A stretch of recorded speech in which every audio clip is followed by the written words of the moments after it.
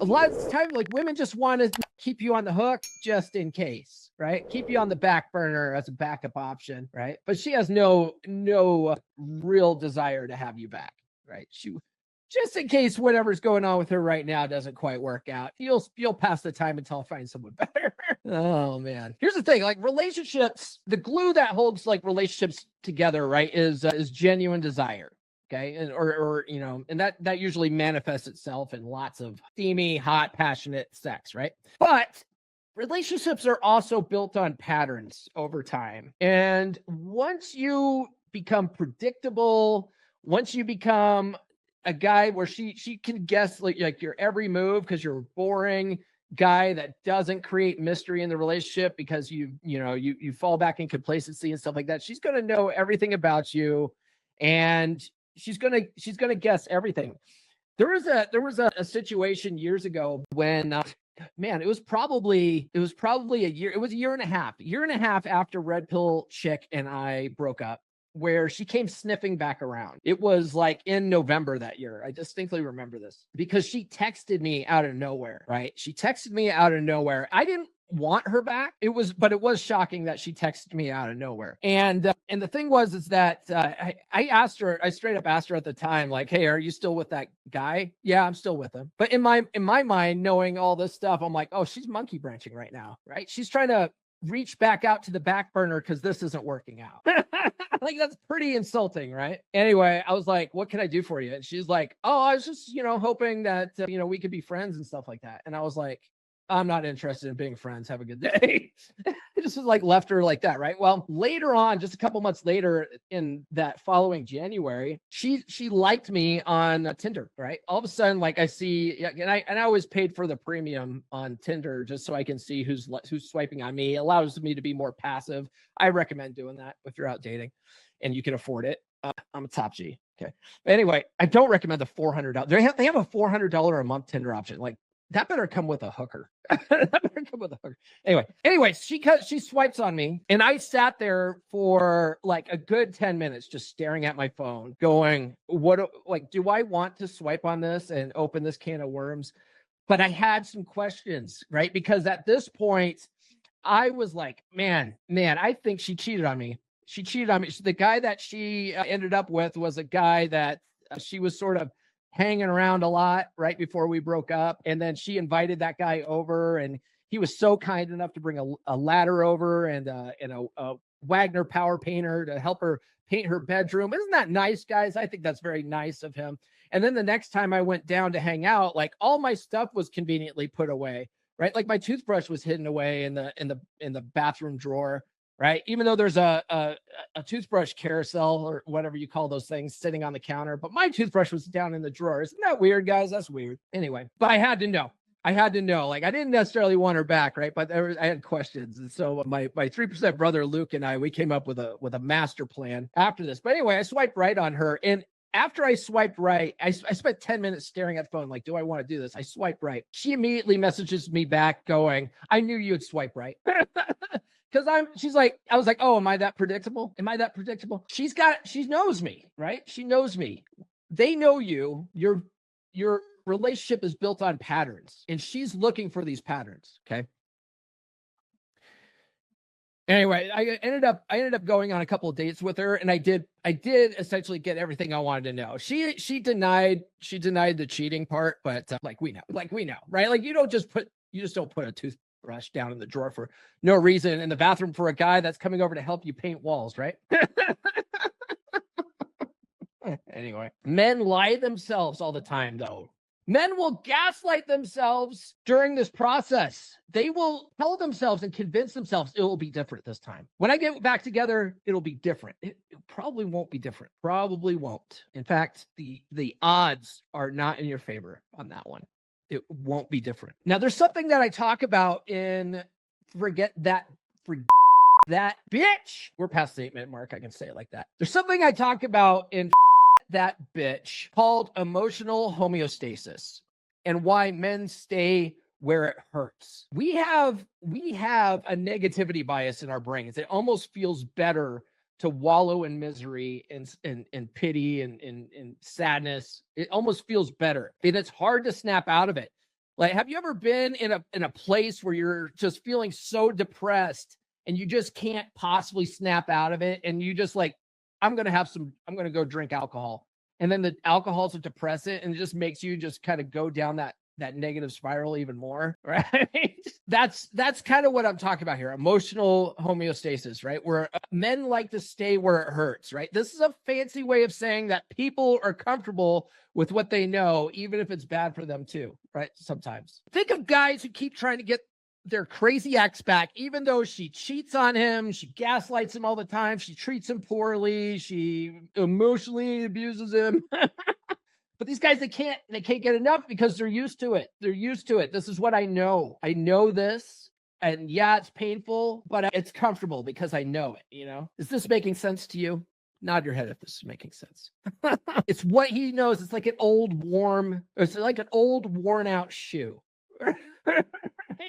Yeah, he could find a better girl. That's too much work. This negative toxic relationship is comfortable. It's like an old worn out shoe. Even if there's a hole in the sole of the shoe and he keeps getting rocks in his shoe, he just won't get a new pair. He tries to tough it out with duct tape, but it always wears through again. Always walking around with rocks in your shoe. Oh man, if you're nodding your head right now to this kind of thing you've experienced before, right? Smash that like button and then go ahead and follow me on social media. The links are in the description for that. I'm on all the good platforms. I do have a free ebook. I've had this up the whole time. The link's in the description for this. It's my ebook that says, fine, here's how to get her back, right? And it takes you through a proven process to get your ex back. But the whole time you're reading this, I'm also explaining why it's a terrible idea, okay? And that's the goal. I know you know in your heart of hearts you need to move on. You just can't bring yourself to do it. You can't stop thinking about her. All right, fine. Fine. Here's how to get her back. All right. It's going to end the same, bro. It's going to end the same. Okay. Get the ebook. Links in the description for that. And when you get that ebook, it does talk about my new book that comes out June 6th. Forget That Bitch. You can pre-order it now on Kindle edition. The link is in the description for that now. If you scroll down in the description, you can check that out.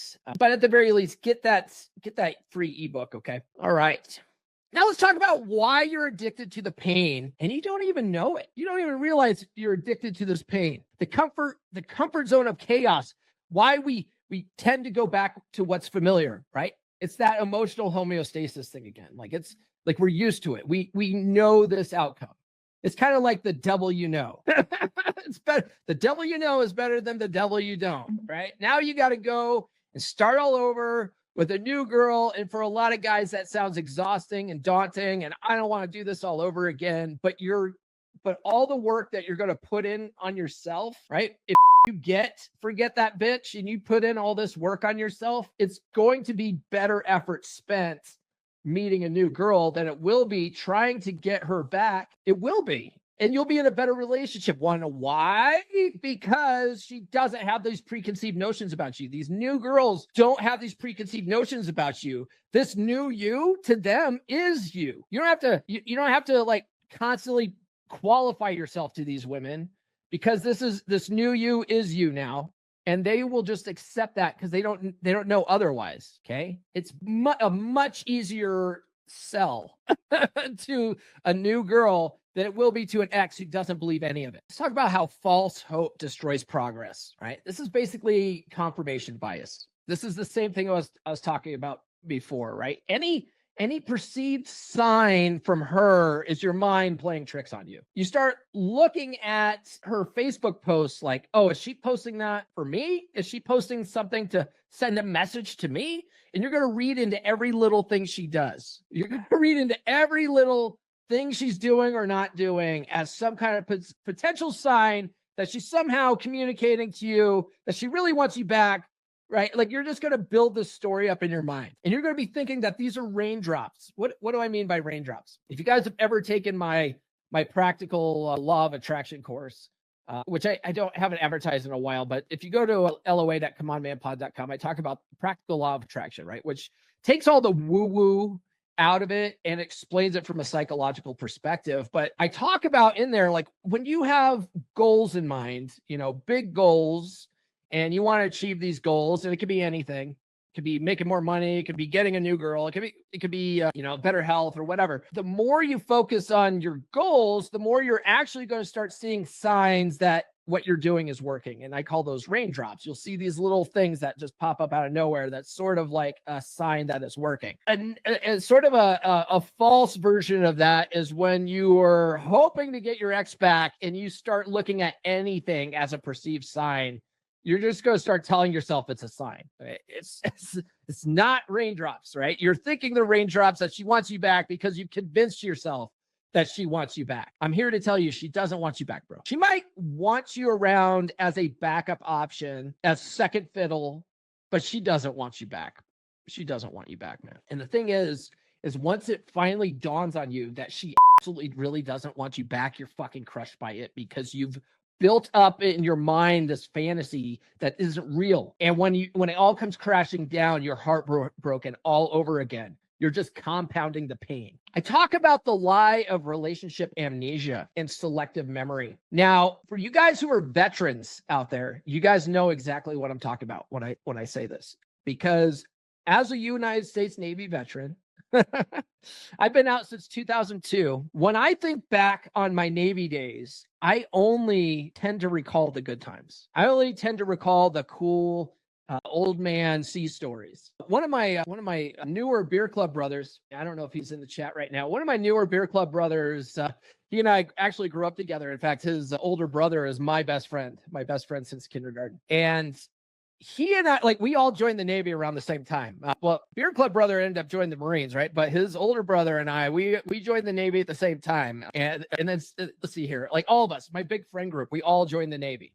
My friend Kyle, my friend Ben, Beer Club Brothers brother Nate, we all joined the U.S. Navy at the same time. And Nate and I, we would always talk about how we wanted to join the Navy. So we had these old man sea stories because our dads were in the Navy and they had these old man sea stories that we grew up listening to. And we're like, man, wouldn't it cool to have our own stories? And so now I'm an old man and I have my old man sea stories. But the thing is, the Navy fucking sucked. It was 4 years of hell. And I remember in the Navy, when I think back about the bad times, I just remember for 4 years going, man, I can't wait until I get out. I can't wait till I get out. And near the end, I was thinking about possibly re-enlisting, but then I changed my mind on it, but being underway for 6 months at a time, and then you keep getting diverted because there's a typhoon. And then when you finally hit land, right? Because you're avoiding typhoons and stuff like that. You hit land and then you're only there for 24 hours and then they sortie you to the Gulf and you're literally underway for 45 days straight because the USS Cole